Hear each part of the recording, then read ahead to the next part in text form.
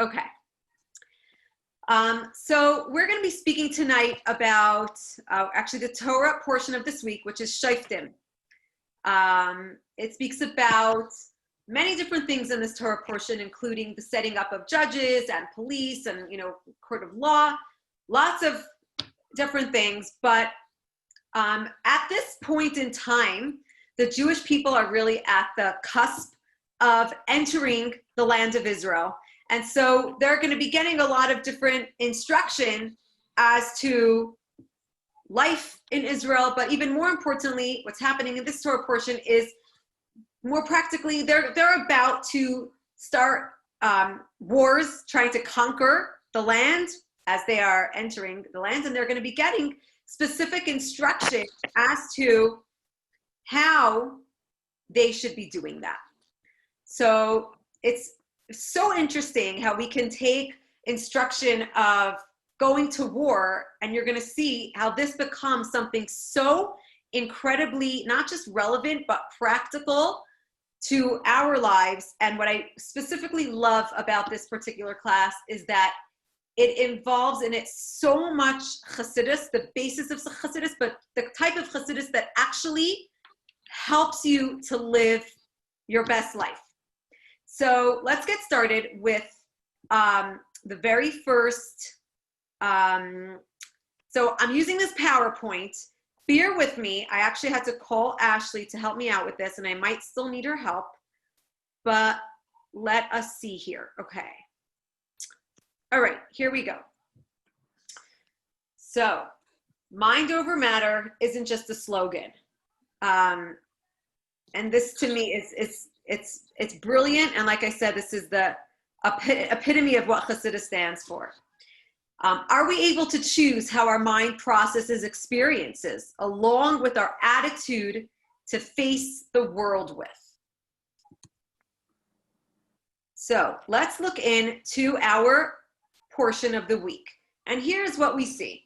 When you go out to war against your enemies and you see horses and chariots, a people more numerous than you, you shall not be afraid of them, for the Lord your God is with you, who brought you out of Egypt.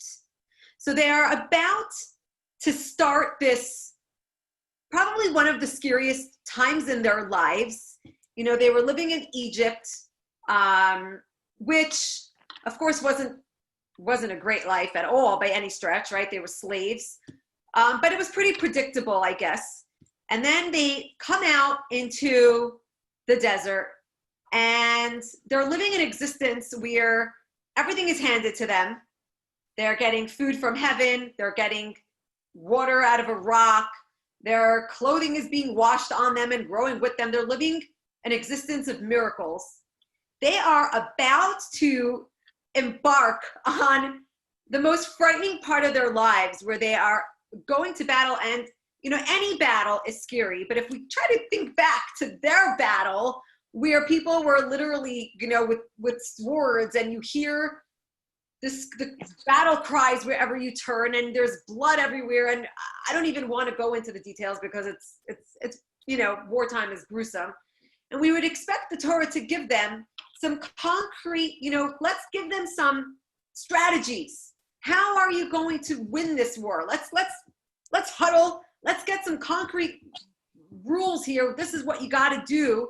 Help us out. Let's go in with some confidence here. But what are they told? Rather than giving them actual strategies, they are told, do not be afraid, because Hashem is with you, who brought you out of Egypt. He will save you. Now, more than that, let's look at the next one here. And it will be when you approach the battle that the priest shall come near and speak to the people. So right before you go to battle, the Kohen is going to come out, and he is going to proclaim to everybody. And he shall say to them, Hear, O Israel, today you are approaching the battle against your enemies. Let your hearts not be faint. You shall not be afraid, and you shall not be alarmed. And you shall not be terrified because of them. So This is quite interesting because as we're going to see in our next slide, I'm just going to stop share for a moment because I like to see you when I talk to you. This is actually a mitzvah. We're actually going to see it out of Maimonides, who, lists the mitzvahs. It is actually a mitzvah. It is a commandment in the Torah. Do not be afraid. But let me ask you, it's one thing to say, light Shabbos candles. Okay, even if I don't feel it, I'll light the candles, big deal, right? Or eating kosher. Okay, it's one of those things that even if you're not like totally with it, all right, you go with it. But when it comes to an emotion, when it comes to a feeling, how can you be told what you should feel? How can that be a commandment? If I feel something, how could I change that? I can't control what I feel. How could God give us a commandment that is out of our control? He's putting us in a bad spot, because if I feel fear, I feel fear, and now I'm transgressing. Now I'm doing an avera because I'm not supposed to be feeling fear. How is that? Why is he putting us in this position of failure, really, right? Let's go back here to our PowerPoint. Let's go look at Maimonides for a minute.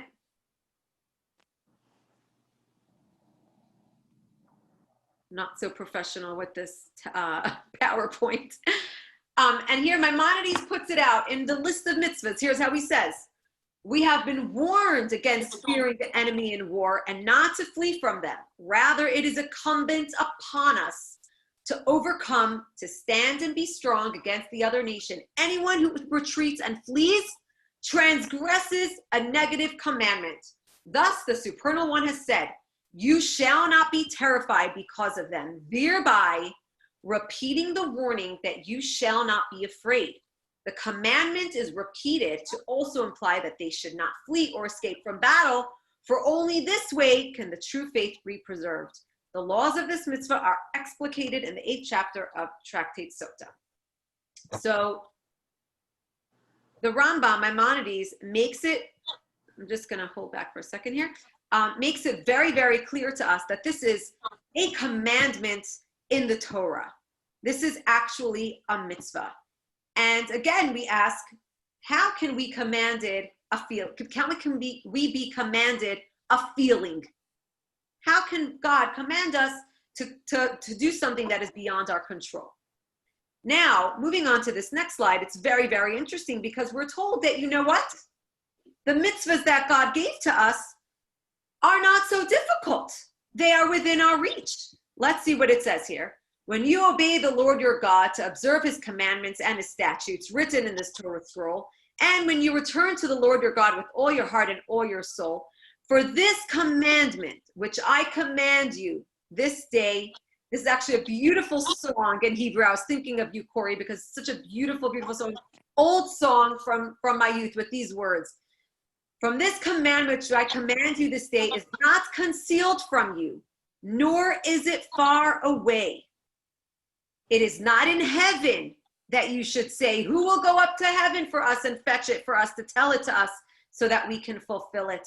Nor is it beyond the sea that you should say, who will cross to the other side of the sea for us and fetch it for us to tell it to us so that we can fulfill it. Rather, this thing is very close to you. And this is, for those of you that study in Tanya, this is the whole basis of the Tanya. It is very close to you. It is in your mouth and in your heart so that you can fulfill it.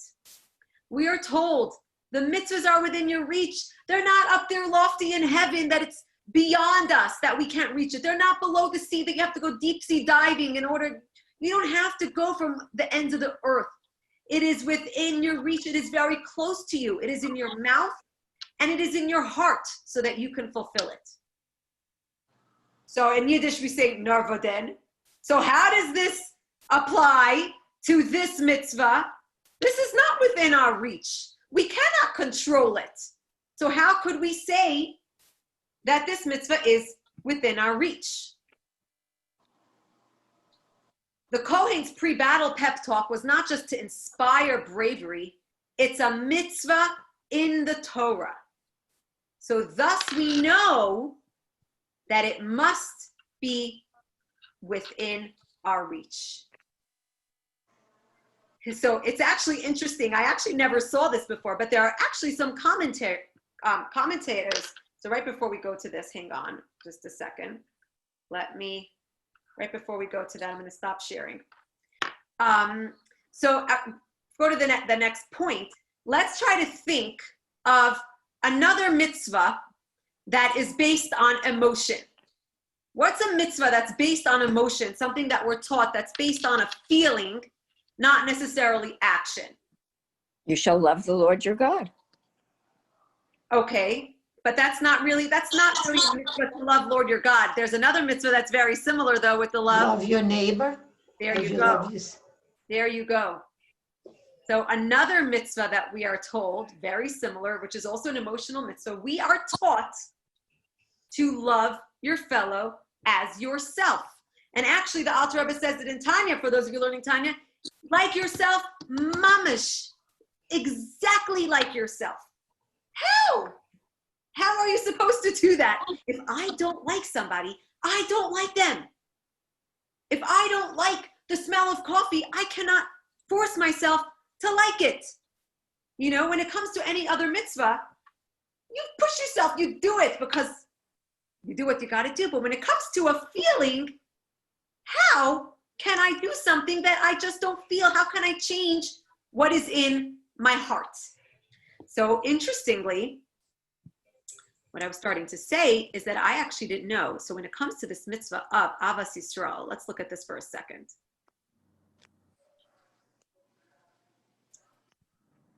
Hang on. I'm not so adept at this PowerPoint. Did I go too far? Let's see. I can't see what the next slide is on each one here, so I'm going with you. So here's the mitzvah of Avas Yisrael, right? You shall neither take revenge from nor bear a grudge against the members of your people. You shall love your neighbor as yourself. I am God. Gosh, that sounds pretty tough, right? Love your neighbor as yourself. I don't know if I can do that. So very interestingly, there are commentaries that say, you know what? Listen to this. I found this fascinating. The phrase, love your neighbor as yourself, is an exaggeration, since the heart of a person will not accept that he loves his fellow as he loves himself. Moreover, Rabbi Akiva has already taught, your life comes before the life of your fellow. Isn't that interesting? That's Nachmanides. He says it's an exaggeration. You don't actually have to love your fellow exactly like yourself. It just means, you know, you should be there for them. And actually, he actually gives an inch. Here, listen to this other, where is it? Come on. Here, listen to this one. I have to move this thing away because it's blocking my, here we go. The commentators have had difficulty with this verse for how can the Torah command something that is contrary to nature and which no human can fulfill. To escape this quandary, they have fled and fallen into deeply contrived answers. Some have said that as yourself is meant as hyperbole and exaggeration. Some have said that it means as yourself benefit. That is, when you derive benefit from something, you should share with your neighbor. So if you love horses, for example, you should give one to him. In truth, however, there's no need for these exertions. The words as yourself are not problematic at all. With this expression, the Torah is simply clarifying its intention so as to say that it is only commanding that which is in accordance with nature and which everyone can fulfill, and not something that contravenes nature and which nobody can fulfill. And here's another one. Love your neighbor as yourself. That means to say every sort of favor and kindness he has assumed and decided that he deserves from his friend, he ought to pay his neighbor which is every person. That is, if Reuven wants his friend Shimon to act as a loyal friend in every way, and he thinks in his heart about the various things or ways that he expects Shimon to do for him or act toward him, and all of these ways that Reuven wishes for his friend Shimon to treat him, he himself must do for Shimon. So, what they're saying... So, Hannah, Yeah. excuse me, isn't it basically just saying respect other people as you respect yourself? Yeah, so what these commentaries are saying, you don't have to love them exactly as yourself. Something that makes you happy, you love apple pie, make one for your friend. Just like something that you like, do it for them. The way you like to be treated, that's how you should treat other people. That's what they're saying. They're saying as yourself is an exaggeration. You don't have to treat, like, you're not going to love anybody the way you love yourself, right? So it must be an exaggeration. It's a little bit out of context. Really, it's just, extending yourself to others. But isn't it also as you extend yourself to others, you begin to enjoy it even more? Well, Susan, now you're jumping ahead because you have learned way too much Chassidus. So you're already on that wavelength. Okay. I thought you where said- we're going here. I thought you said the Rebbe said mamish. Literally. You're right. I actually jumped ahead because you're absolutely right. And as I was saying it before, because it's so ingrained in our mentality, to me, when I hear the words, you have to love your fellow as yourself, what follows is kamaycha mamish, because that's how we're taught. Kamaycha mamish like you. And Literally, literally like you, exactly. Thank you. And that's why, Corey, you're going to see that the Tzemach Tzedek, the third Chabad Rebbe, completely disagrees with everything that we just said. Wow. So Okay. You're absolutely right. You're absolutely right. Now we're going to see. So how can the Torah command us to love one another? Is it really just the command to be generous spirited, just like these others suggested, right? That's what they suggested. It's an exaggeration. You just have to be of kindness of heart. Just do what makes you happy, do for them, right? But here we see, and this is why I love our group of ladies, because they learn so much that they're so in that mentality. You get into Chassidus mentality, and that is the greatest gift that you can give to yourself. And watch and see how you are already on that mentality. Listen to what the third Chabad Rebbe, Rabbi Menachem Mendel of the Tzemach Tzedek, says in his letter called the Igros Kodesh. Oops, come on. And this is what he explains. He says, every person has 3 soul garments. And anybody that learned Tanya knows this in their sleep, right? Which are the faculties of thought, speech, and action. Those are our garments. They are the primary factors in a person's conduct. And in each of them, we have free will and the power to think, to speak, and to act as the mind wills. Even if there is fear in one's heart, it is possible to remove it through thought, speech, and action. The key is to not think or speak about it at all, but to do the opposite, as it is written in Tanya chapter 14. What does it say in Tanya chapter 14? Thus we have been commanded, do not be afraid, which means to not think about the fear. The Rambam in the laws, I'm sorry, this is not what it says in the Tanya, but what he was speaking about the 3 garments is what it says in chapter 14 of Tanya. This continues the letter that he wrote.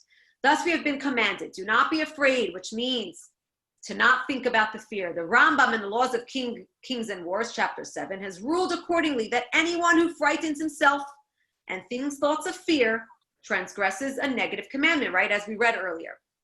As soon as one completely desists from said thoughts, the fear in their hearts will automatically dissipate, or at the very least, that fear will immediately become as if dormant and imperceptible to the body.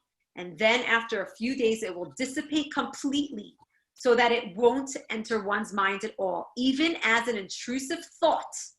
This is the meaning of the commandment, do not let your hearts be afraid. So we're going to actually talk about 2 different ways that we can go about changing the feelings in our hearts. So there's one way which we're calling from top to bottom, and the other way is from the bottom up. So right now, what we're talking about right now is from top to bottom. We have an incredible power called our minds. And actually, I'm just gonna, 1 second, I actually want to read it straight from here. I just realized.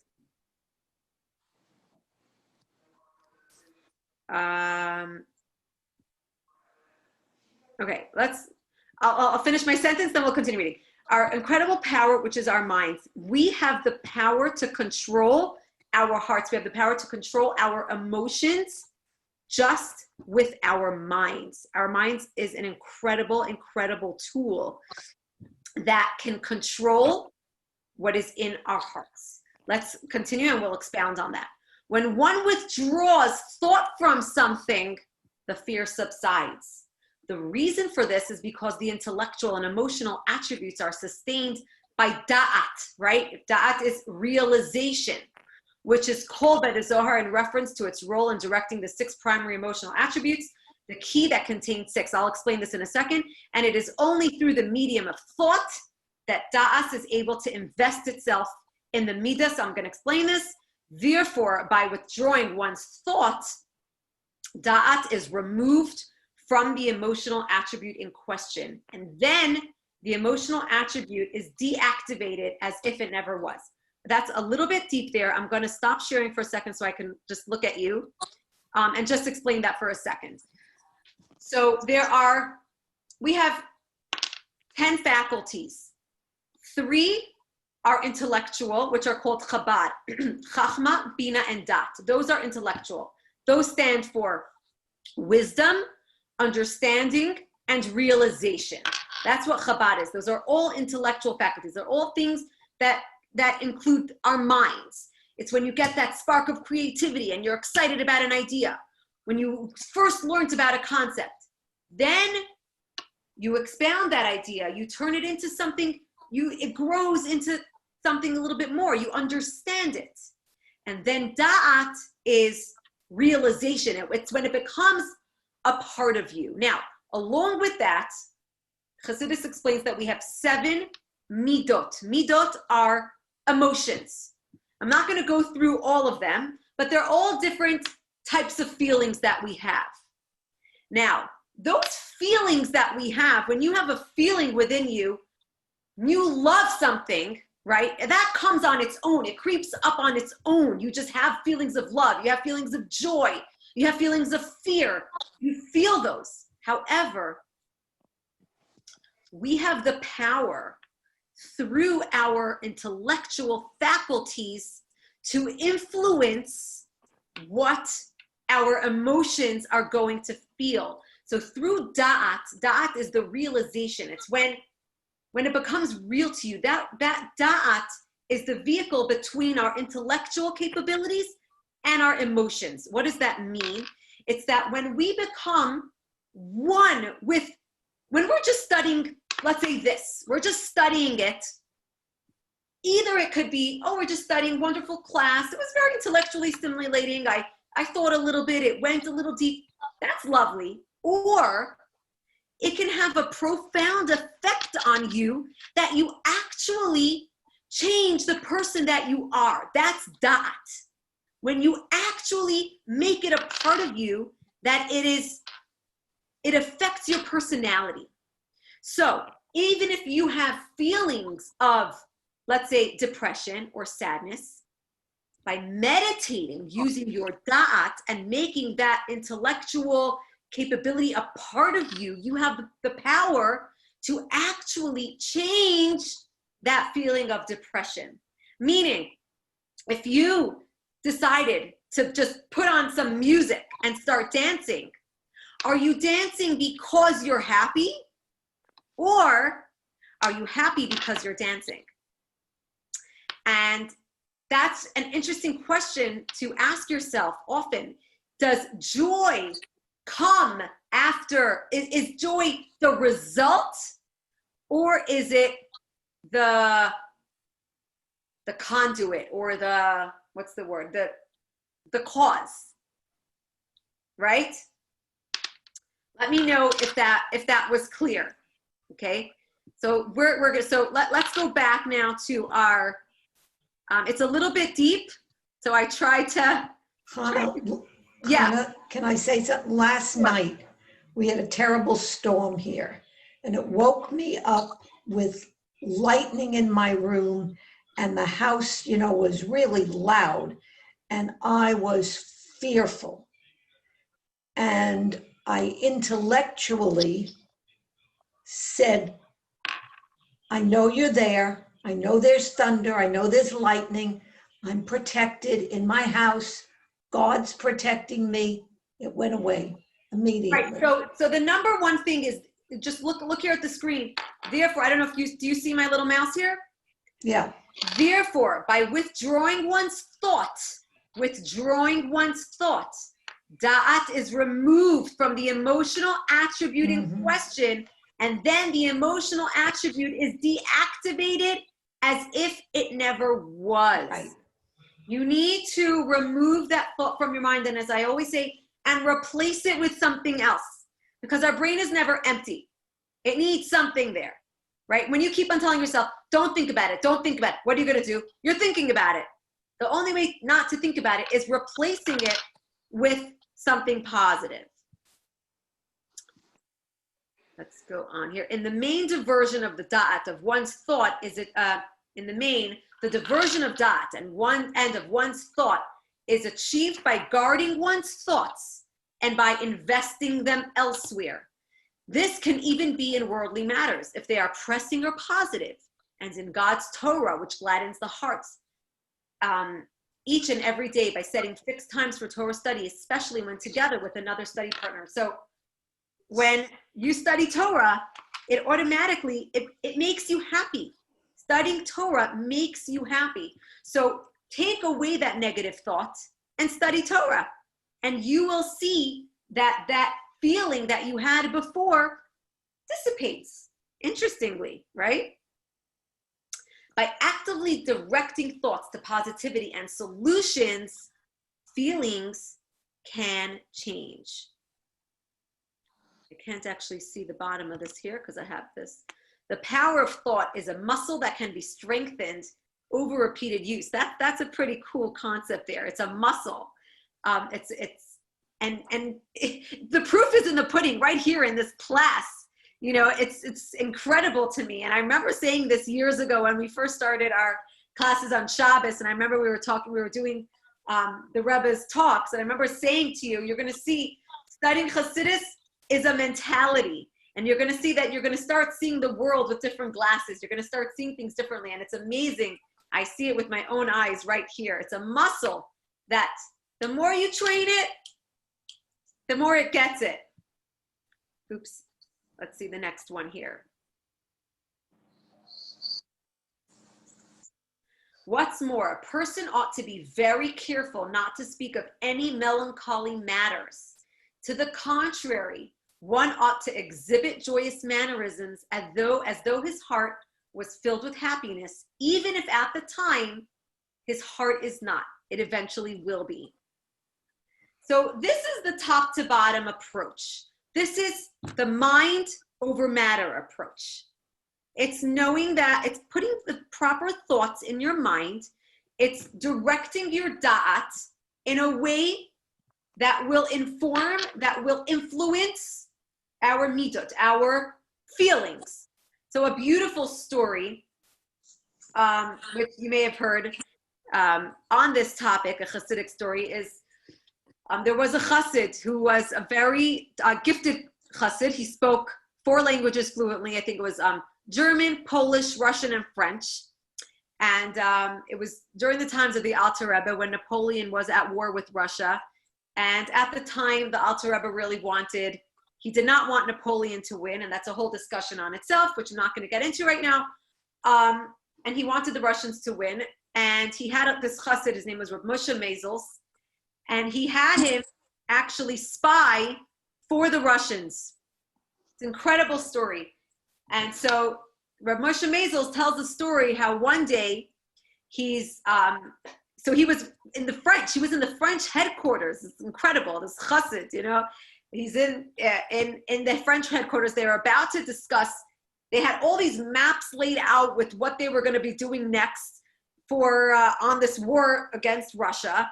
And they were about to discuss some really important strategies when all of a sudden the door flings open, like with a major thump. They thought that the Russians were after them. They thought that the enemy, was barging in. Meanwhile, who walks in? Napoleon. Napoleon walks in and he sees this chassid standing there and he says, what, you're discussing war strategy here? Who is this stranger? And he immediately Napoleon puts his hand on the chassid's heart, because if he were in fact, he says, you're a spy. You are spying for the Russians on us. And then he takes his hand and puts it right away on Rav Moshe Maisel's heart. Because if indeed he was a heart, this I guess was the original lie detector, right? The way the lie detectors work, they test, I think, the way the heart rhythms. Because if you're a phony, your heart is gonna beat. And so right away, he puts his hand on Rav Moshe Maisel's heart to prove that his heart is beating very quickly. And in fact, as Rav Moshe puts it, he said he was saved by the alphabet of Hasidism. What does that mean? He was saved by the alphabet of Hasidism. It's this. He applied this concept that the mind governs the heart. We're not governed by our heart. We don't go by our hearts. We are governed by our minds. We are controlled by our minds. And whatever the mind feels, that's what the heart feels. And so he meditated on that, and his heart remained calm the entire time. And he looked at Napoleon and he said, no, I was hired by the French as a translator, which was indeed the case. He was a translator, but he was spying.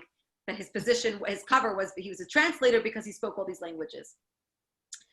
And Napoleon let him go because his heart was calm and he was proven wrong. But this is the quintessential story that we tell on the mind governing the heart. As long as you let out the bad thoughts, as long as you allow in the good thoughts, allow your mind to be the one that's in control, not your heart. Of course, we always need our heart in certain situations as well. I'm not cutting out the heart. But actually, interestingly, Chabad is known as the intellectual Hasidim. And then there are all those other Hasidim, all those other sects. They are actually known as the emotional Hasidim. Chabad is the intellectual Hasidim. It's about controlling what's in your heart. The reason for this is that the deeds and the activities, one second, I'm just seeing here, we didn't finish. The reason for this is that the deeds and the activities a person performs subsequently become fixed in his heart. As the Rambam writes, he should perform once, a second time, then a third time, the actions he does because they are reasonable, and then those are, okay. So this text is actually moving on already to phase 2. I'm going to stop share for a second. I want to look at you. So we have two methods here, okay? Method 1 is from top to bottom, right? Brain controls the heart, like the story we just told. Now, if that fails, then we move on to method 2. And I shouldn't really say if that fails, but it's maybe another route. Is route number 2, I'll say, is fake it till you make it. And that's the bottom up. When you're feeling negative thoughts, guess what? And not negative thoughts, when you have negative feelings, guess what? You have 3 very powerful garments. As we said before, the garments are what dress our emotions and dress us. They are thought, speech, and action. When you're feeling badly, especially about another person, when we on the topic of loving a fellow as themselves, somebody that we really don't like, and you're really having trouble, and you're like, I don't like them. How can I change that if I just don't like them? 3 tricks. One is thoughts. Think positive things about them. Think, what are those good qualities that I could pick out from them? There must be something that I could appreciate, something that I could learn from. Number 1. Speech. Say nice things to them. Say nice things about them. You will see, the more you start speaking nicely about them, the more nicely you start speaking to them, the better you're going to start feeling about them. And number 3 is action. And my favorite story, Rabbi sent it out in an email recently, I think in the beginning of the summer, a few weeks ago. And I think he's told it in Shul before, but it's a great story of the husband who comes to the rabbi and says he's really unhappy with his wife. And, right, I see everybody nodding here. Everybody reads the emails, right? So I don't have to retell the whole story. But incredibly, you know what? When the husband did kind things for his wife, you know what? He started to love her. He started to love her. Somebody that he never thought he could love. And it's a very, very real thing. I've actually read that story in a few different ways, but it's so powerful. It is so powerful. And the same thing is with the soldiers. When the soldiers are being told before they go to war, do not be fearful. What do you mean? If I have fear in my heart, what am I supposed to do? What are you supposed to do? You walk with your head up strong. You walk straight like a soldier. Why do they walk like that? They walk with confidence. You know why? Because they'll feel confident. We dress nicely because you know what? If you have holes in your underwear and you're the only one that knows, you know, and you feel like someone who's walking around with holes in their underwear, you know, holes in the socks. Is anybody going to know you have holes in your socks other than when you take your shoes off for security? No, no one's going to know, but you're going to know. And when you take care of yourself and when you dress for success, dressing for success is a real thing. You dress not just because you look like your success, because it's for yourself. When you dress for success, you will be successful because in your own mind, you are successful. You've already become successful. When you dress beautiful, you feel beautiful. And that's why even though now we're not going to so many places, besides for on Zoom when we all get dressed for Zoom, I encourage you to, you know what, put something nice on in the morning, something that makes you feel good. Instead of feeling like you're in pajamas all day and feeling like you're in bed all day. You know, we only have X amount of years to live. We don't want these months to have gone down the drain. We're just surviving. We don't want to just survive through these months. We want to thrive. We want to be growing. We want to be learning. We want to be feeling good about ourselves. We want to be loving every single moment that we have. And that's the gift of these 3 garments that we have. Hang on one second. I'm just looking here if there was another text that I wanted to do.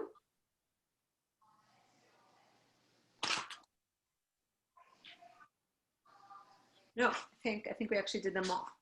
I think that was actually our last text. Let me just look at it real quick before I share my screen. I want to make sure that we. Anna? Yeah. What does dot mean again? Dot means realization, when you make it real to yourself, Okay. when you make it a part of you, when it becomes one with you. It's not just an understanding. It becomes so real to you that it becomes a part of you. So meaning very practically within in this lesson is that, you know, let's do like this. Let's say we're thinking nice things about this person, right? Or let's say, let's talk about the soldier. He's pushing away the fearful thoughts, thinking positive thoughts, being confident. And then he's going to actually move on to even behaving confidently, speaking confidently, like, you know, we've got this, until it becomes so real to him that it becomes da'at, that it becomes a part of him, that the fear actually dissipates. It becomes one with him. It actually becomes his real feelings, to the extent that the feeling goes away. And that's how he controls his feelings. Okay, thank you. Right? Sure. So basically, in a nutshell, we have the powers to, did somebody just call me? We have the power to control our feelings. We have the power to control our destiny. It sits right here in our minds. And within these three magical garments of thought, speech, and action, we have the power to change anything. And I think that it's extremely powerful because we all have feelings at one time or another, whether we're feeling badly about somebody. I think that's, you know, probably the most, but then we're, you know, even about ourselves, when we're feeling